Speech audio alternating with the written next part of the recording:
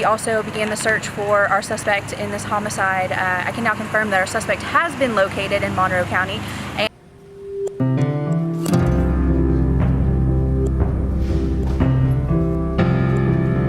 At 11:47 p.m. on September 11th, a man posted 4 words on Facebook that would expose the most twisted murder case Florida had seen in years. Now I must end. But what happened before that post? What happened in that small house in Anthony? Florida wasn't just murder. It was psychological torture. It was a father's worst nightmare broadcast live. It was evil in its purest form. 20-year-old Kiara Alleyne had no idea she was about to become the victim of one of the most disturbing crimes ever captured on video call. Her killer, the man she trusted most.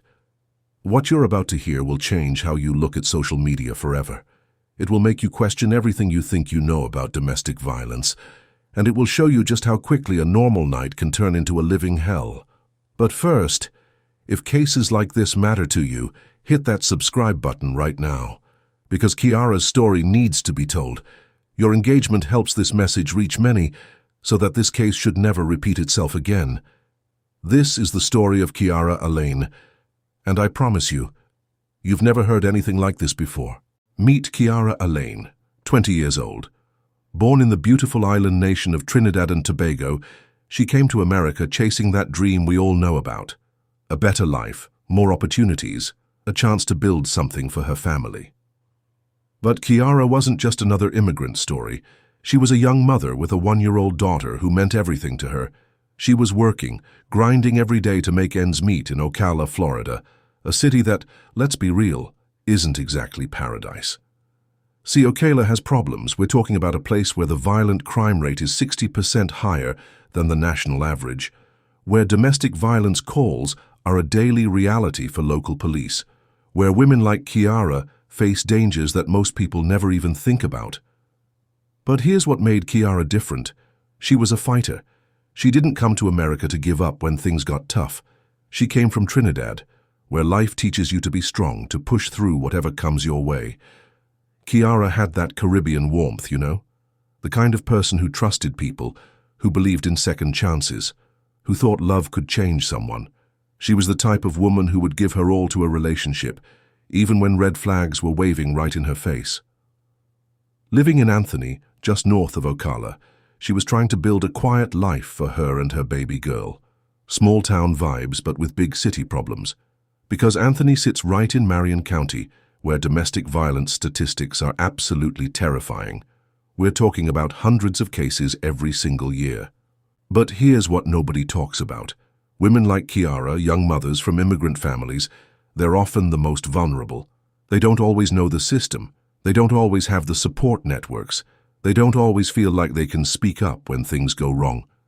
And that's exactly what made her the perfect victim for a predator who knew how to manipulate, how to control, and how to isolate.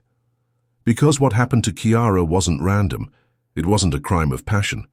It was the result of a pattern that had been building for months. And the warning signs? They were there for anyone who cared enough to look. Now let me introduce you to the man who would destroy Kiara's life. D'Angelo Clark, 30 years old. On paper, he seemed like just another guy. But that's the thing about predators. They don't wear signs around their necks saying, "I'm dangerous." D'Angelo was 10 years older than Kiara. Think about that power dynamic for a second. A 20-year-old single mother from another country, and a 30-year-old American man who knew exactly how the system worked, who knew exactly how to use that advantage. But here's what's really messed up. This wasn't D'Angelo's first time dealing with the law. This guy had a history, a pattern of behavior that should have been a massive red flag to anyone paying attention. The relationship between Kiara and D'Angelo, it was a textbook case of control disguised as love.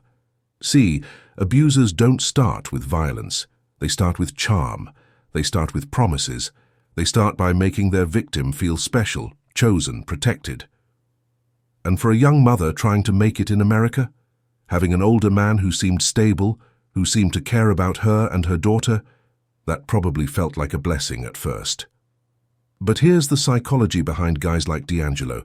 They specifically target women they see as vulnerable, Single mothers, immigrants, women who don't have strong support systems. They're like predators in the wild, picking off the weakest members of the herd. And Marion County Police? They knew about this relationship. They'd been to Kiara and D'Angelo's house not once, but twice that summer. 2 domestic disturbance calls, 2 opportunities to see what was really happening behind closed doors. But domestic violence calls are tricky, right? By the time police show up, the abuser has usually calmed down, the victim is too scared to talk, and everyone puts on this act like everything's fine. Just a little argument, officer, nothing to worry about. Here's what most people don't understand about domestic violence. It's not about anger. It's about power. It's about one person needing to control every aspect of another person's life. And when that controller realizes they're losing control, that's when they become deadly. Because for guys like D'Angelo, their victim isn't a person. She's property. She's something they own. And if they can't have her, then nobody can. So what changed that night in September? What pushed D'Angelo from being a controlling boyfriend to being a killer? What was the trigger that turned their house in Anthony into a crime scene? That's the question that kept investigators up at night, because understanding the why is the key to understanding just how calculated this murder really was. September 11th, 2019. A date that would be burned into the memory of everyone who knew Kiara Alleyne. It started like any other night in their small house in Anthony, Florida, but something was different. Something had shifted in D'Angelo's mind. Now we may never know exactly what triggered him that night. Was it something Kiara said? Something she did? Was she trying to leave him? Was she threatening to take their child away? Or was this just the inevitable explosion that had been building for months? Here's what we do know from investigators. Domestic violence always escalates. Always. It starts with emotional abuse, then isolation, then threats, then physical violence. And when the abuser realizes they're losing control completely, that's when they cross the line into murder.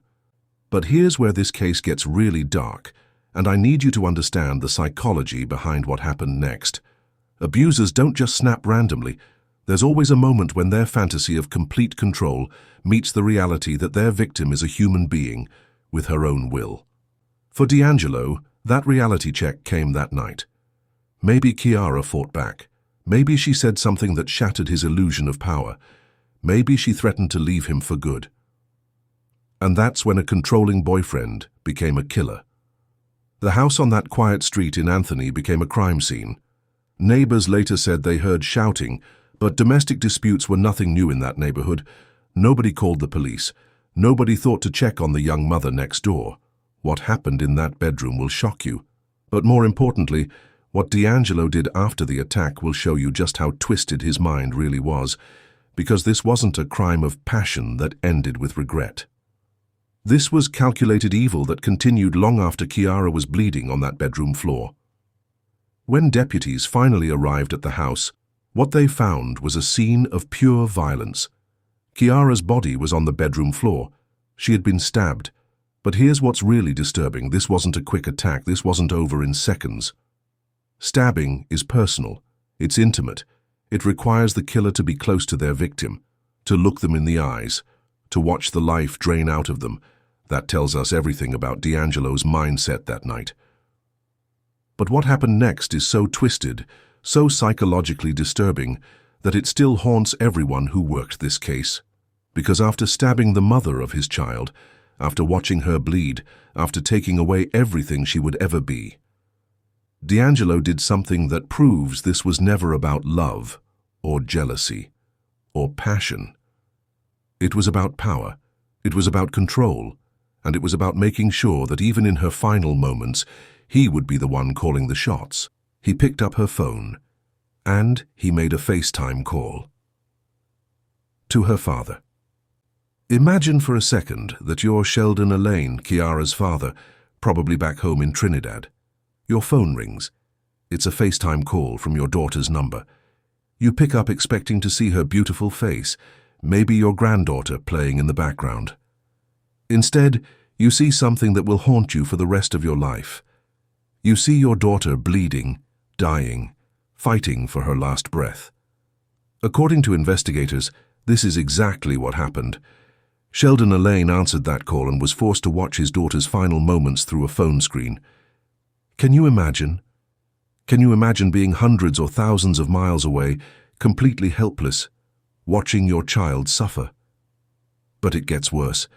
Through the phone, Sheldon heard his daughter's voice, weak, terrified, barely able to speak. She said, "I don't. He has the knife." Those might have been the last words Kiara Alleyne ever spoke to her father. But here's where this gets absolutely sick. D'Angelo looked directly at the camera, looked directly at this grieving father, and said, "I stabbed her. What should I do?" Think about the psychology behind that question. What should I do? This wasn't a man in panic.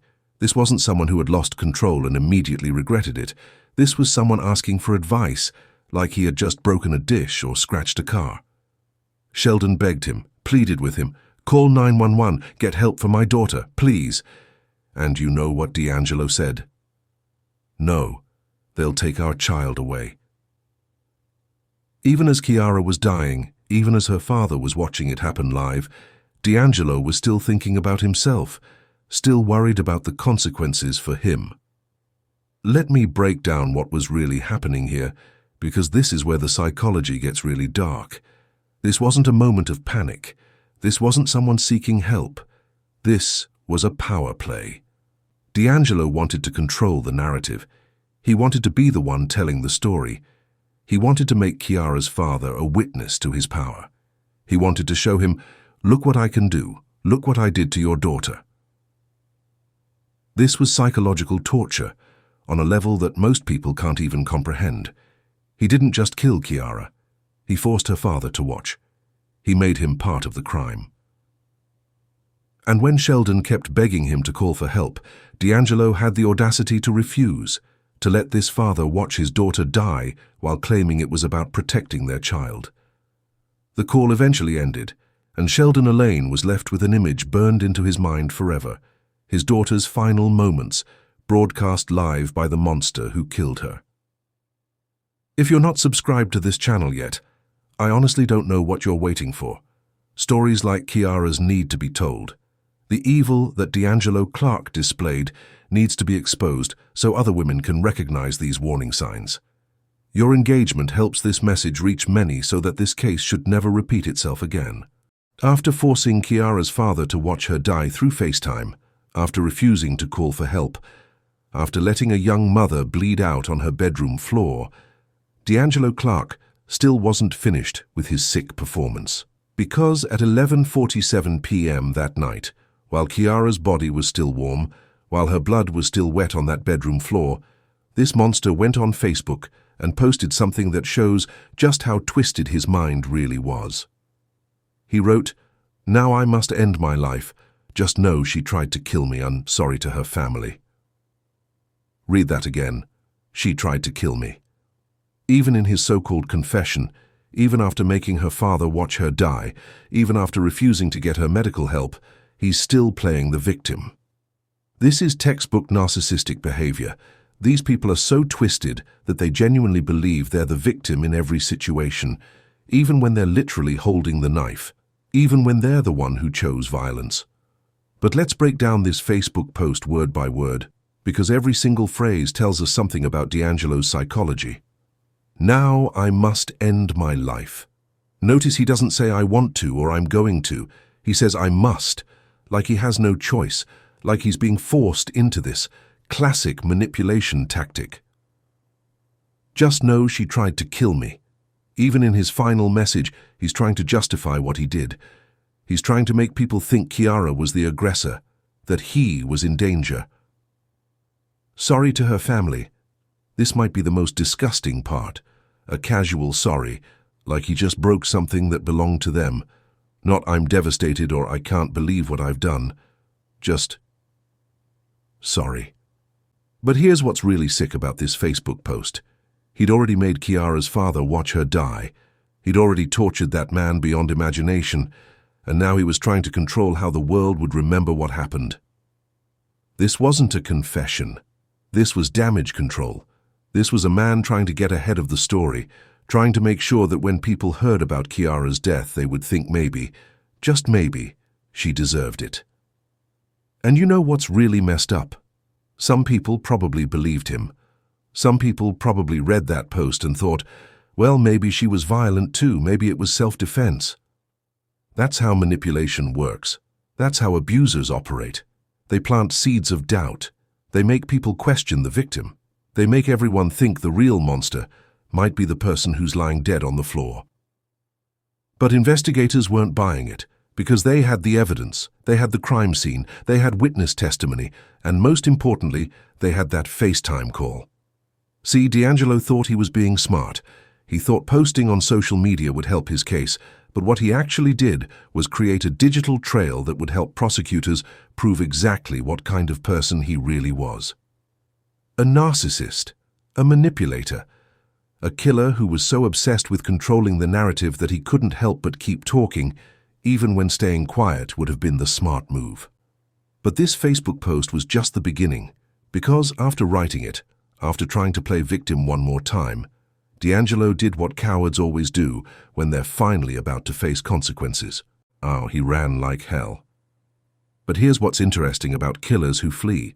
They're not running from justice. They're running from accountability. In their twisted minds, they still think they can somehow get away with murder.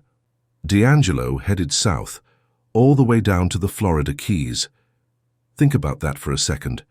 While Kiara's family was planning her funeral, while her one-year-old daughter was asking where mommy was, while her father was trying to process the horror he'd witnessed on that FaceTime call, this monster was running toward paradise. The Florida Keys, beautiful beaches, crystal clear water, tropical vibes, the kind of place people go to escape their problems. But you can't escape murder. You can't outrun the blood on your hands. Law enforcement launched a manhunt immediately. This wasn't some cold case that would take months to solve. They had a name, they had evidence, they had that Facebook confession, and they had a killer stupid enough to leave a digital trail everywhere he went. But here's what really gets me about guys like D'Angelo.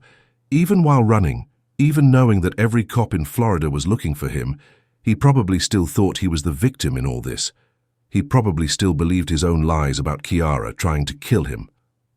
Meanwhile, back in Anthony, investigators were processing the most disturbing crime scene many of them had ever witnessed, and what they found painted a picture of premeditated violence that went way beyond a domestic dispute. The blood evidence, the positioning of Kiara's body, the lack of defensive wounds on D'Angelo, everything pointed to a calculated attack, not a fight where both people were struggling for their lives. But the real smoking gun wasn't physical evidence, it was digital. Because in 2019, everything leaves a trail. Every phone call, every text message, every social media post, every location ping from your phone. D'Angelo thought he was being smart by fleeing to the Keys, but his phone was basically a GPS tracker leading police right to him. Modern technology doesn't care about your escape plan. Deputies tracked him for days, following his digital footprint like breadcrumbs, and when they finally caught up with him in paradise, guess what his attitude was? He wasn't remorseful. He wasn't broken. He wasn't devastated by what he'd done to the mother of his child. He was defiant. He was angry. He was acting like the victim of some great injustice. Even in handcuffs, even facing a murder charge, even after all the evidence against him, D'Angelo Clark was still playing the same game, still trying to control the narrative, still believing that somehow, some way, he could make people think he was the real victim. But reality was about to catch up in a big way, because what D'Angelo didn't realize was that this case would take almost 4 years to reach trial. 4 years of legal maneuvering, delays, and a justice system that moves slower than anyone wants. And when that trial finally came, the evidence presented would reveal details about this case that nobody, not even seasoned investigators, saw coming. July 7, 2023. Finally, this monster was going to face a jury of his peers. But here's where this case gets really frustrating, because the prosecution had what seemed like an open and shut case. They had the Facebook confession. They had the FaceTime call to Kiara's father. They had the crime scene evidence. They had his flight to the Keys. How do you not get first-degree murder with evidence like that? Well, here's the problem prosecutors faced: proving premeditation. See, in Florida, first-degree murder requires proof that the killing was planned in advance, not just in the heat of the moment, but actually thought out ahead of time. And D'Angelo's defense team, they were going to play the same card he'd been playing since that Facebook post, self-defense. They were going to claim that sweet 20-year-old Kiara Alleyne, mother of a 1-year-old, somehow posed such a threat to this 30-year-old man that he had no choice but to stab her to death. Think about how sick that is. Even in court, even under oath, even with all the evidence stacked against him, D'Angelo was still trying to make Kiara the villain in her own murder. But prosecutors had something his defense team couldn't explain away, that FaceTime call. Because you know what you don't do when you've just killed someone in self-defense. You don't call their father and make them watch. You don't calmly ask, "What should I do?" like you've just had a fender bender. You don't refuse to call 911 because you're worried about custody of your child. You call for help immediately if you're truly innocent. That FaceTime call exposed D'Angelo for exactly what he was: a cold, calculated killer who was so obsessed with control that he had to torture Kiara's family even after taking her life. But wait, there's more. Because D'Angelo wasn't just on trial for murder, he was also facing arson charges for trying to set a home on fire. This guy wasn't just a killer, he was a destroyer, someone who burned down what he couldn't control. The arson charge tells us something important about D'Angelo's psychology. This wasn't a man who made one terrible mistake in a moment of passion. This was someone with a pattern of destructive behavior, someone who solved problems with violence and destruction. When the evidence was presented, when the jury heard about that FaceTime call, when they saw the crime scene photos, when they listened to the victim impact statements from Kiara's family, there was no doubt about guilt. The only question was degree. On July 7th, 2023, the jury came back with their verdict: guilty of second-degree murder, guilty of arson. But here's what pisses me off about that verdict: second-degree murder. That means the jury didn't believe this was premeditated. That means they thought this was a spur-of-the-moment killing, not something D'Angelo planned. How is that possible? How do you make a FaceTime call to your victim's father, refuse to call for help, post on Facebook, and flee to another part of the state without it being premeditated? Here's the brutal truth about our justice system. Sometimes juries get it wrong. Sometimes they focus on the exact moment of the killing instead of the pattern of behavior that led to it. Sometimes they give killers the benefit of the doubt they don't deserve. But you know what? D'Angelo Clark was still going to prison. He was still going to pay for what he did to Kiara and her family. Second-degree murder might not be justice, but it was something. The sentencing phase revealed just how much damage this monster had caused. Kiara's family gave victim impact statements that would bring tears to your eyes.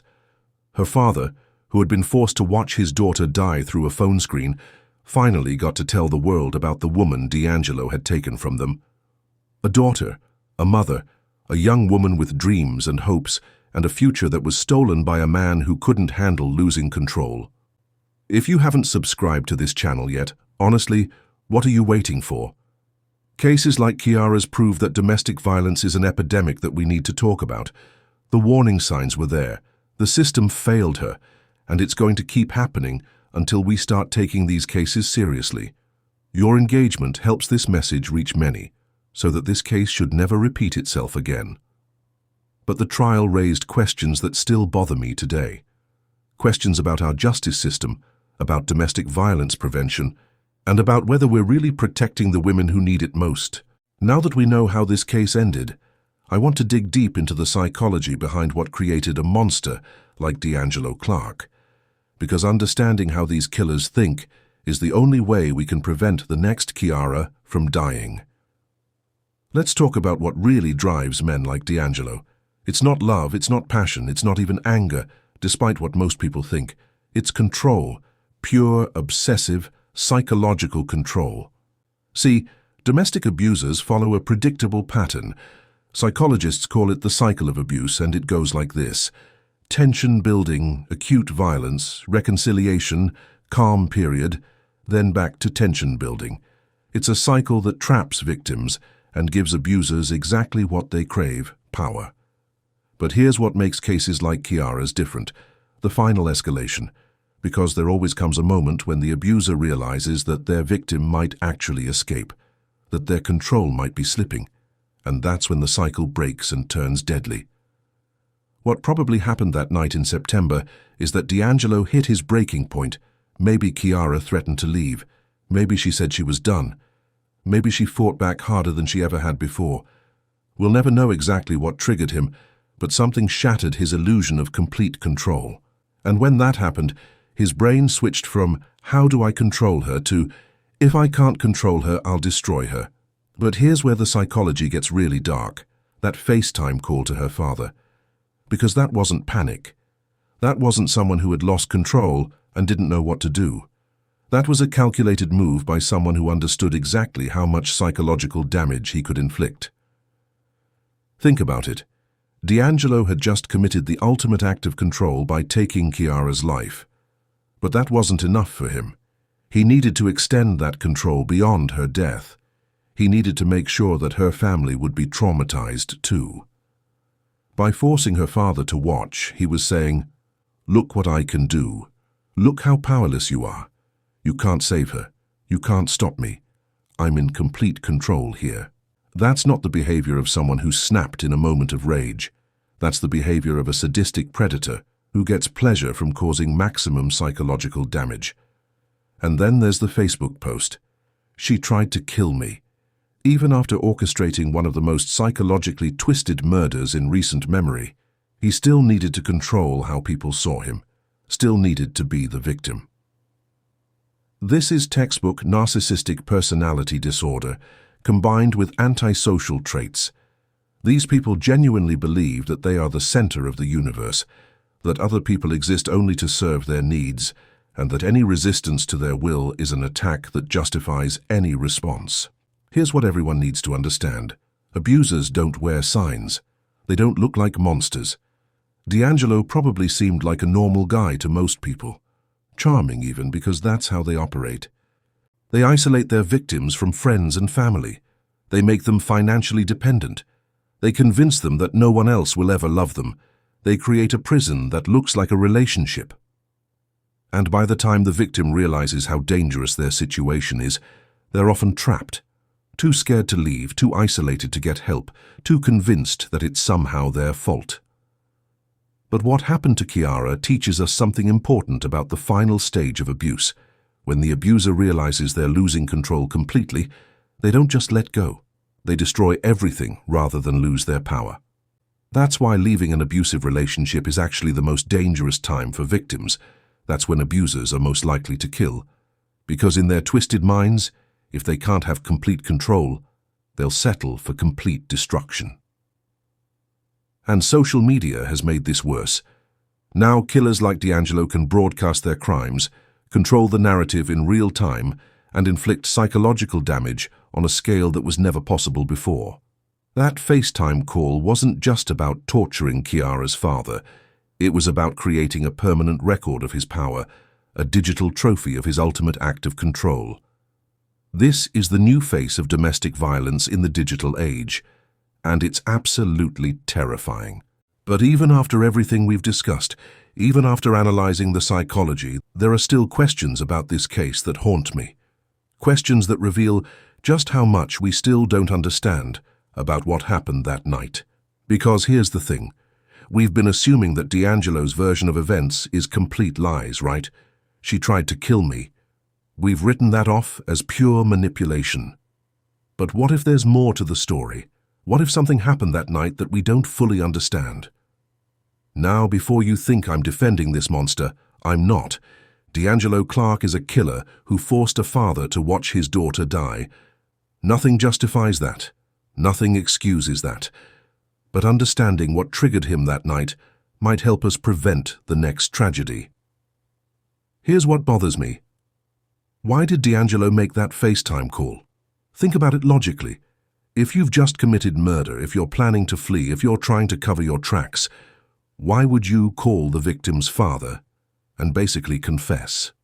Unless something happened that made him panic in a way he never had before.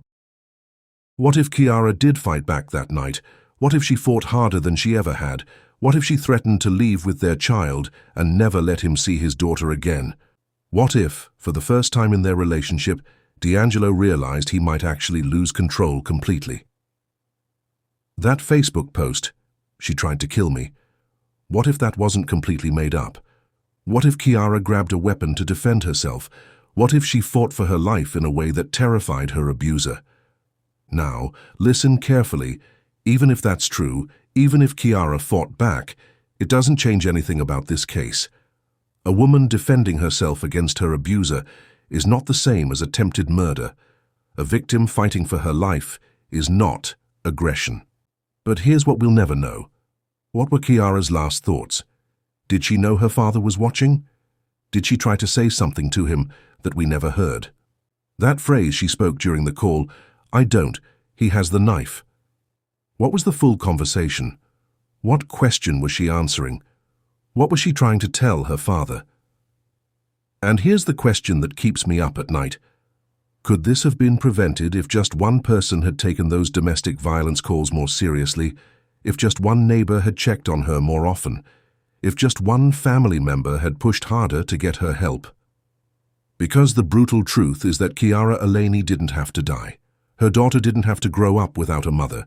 Her father didn't have to witness her final moments through a phone screen. All of that horror could have been prevented if our society took domestic violence as seriously as we should. How many other women might have been in danger from D'Angelo Clark before he finally crossed the line into murder? And here's the most disturbing question of all. Are there other men like D'Angelo out there right now? Other abusers who are one trigger away from turning their psychological torture into physical murder? The answer is yes. Absolutely yes. There are thousands of men just like D'Angelo Clark living among us, in relationships with women who don't realize how much danger they're in. And that's why Kiara's story can't end with D'Angelo's conviction. Her story has to become a warning, a wake-up call, a catalyst for change. Because if we just file this away as another tragic domestic violence case, if we don't use her death to create real change, then Kiara died for nothing. And that's a tragedy I refuse to accept. Kiara Alleyne was 20 years old when she died. 20. Think about that for a second. She was barely an adult, but she was already a mother trying to build a better life for her daughter in a country far from home. She had dreams. She had plans. She had a future that stretched out in front of her like an open road. She was going to watch her little girl grow up, graduate, maybe get married, maybe have children of her own. All of that was stolen by one man's need to control and destroy. But Kiara wasn't just a victim. She was a daughter who made her father proud. She was a mother who loved her child more than anything in the world. She was a young woman with Caribbean warmth who trusted people and believed in second chances. She was exactly the kind of person who makes the world better just by being in it. And now she's gone, murdered by someone who was supposed to love and protect her, killed by the father of her child, destroyed by a man who saw her not as a human being, but as property to be controlled. But here's what D'Angelo Clark didn't count on. He didn't count on people like you watching this video, learning her story, and refusing to let her death be meaningless. Because Kiara's story isn't just about one tragic night in Anthony, Florida. It's about a system that failed her. It's about warning signs that were ignored. It's about a culture that doesn't take domestic violence seriously enough. And it's about the thousands of women just like Kiara who are living in fear right now, trapped in relationships with men just like D'Angelo. This is exactly why I need you to subscribe to this channel if you haven't already. Not for views, not for money, but because stories like Kiara's have to be told. The warning signs have to be shared. The system failures have to be exposed. Your engagement helps this message reach many, so that this case should never repeat itself again. Every view could save a life. Every share could help someone recognize the danger they're in. Every comment could start a conversation that leads to change. If you're watching this and thinking, "This could never happen to me," or "This could never happen to someone I know," you're wrong. Domestic violence doesn't discriminate. It happens in every community, every economic class, every race, every religion. And to those of you who still haven't subscribed after hearing this story, I honestly don't understand what you're waiting for. If learning about a young mother who was murdered by her boyfriend, whose father was forced to watch her die through FaceTime, whose child will grow up without her mother, if that's not enough to make you hit a subscribe button, then I don't know what kind of content you're looking for. This isn't entertainment. This is real life. This is someone's daughter, someone's mother, your subscription, your engagement, your willingness to share difficult stories. That's how we create change. That's how we honor victims like Kiara. That's how we prevent the next tragedy. Before you go, let me know in the comments where you're watching from. Are you in Florida where this happened? Are you in Trinidad like Kiara's family? Are you somewhere else entirely? I want to know how far Kiara's story is reaching and what communities are hearing her message. Thank you for watching. Thank you for caring. And thank you for helping make sure that Kiara's story reaches the people who need to hear it most.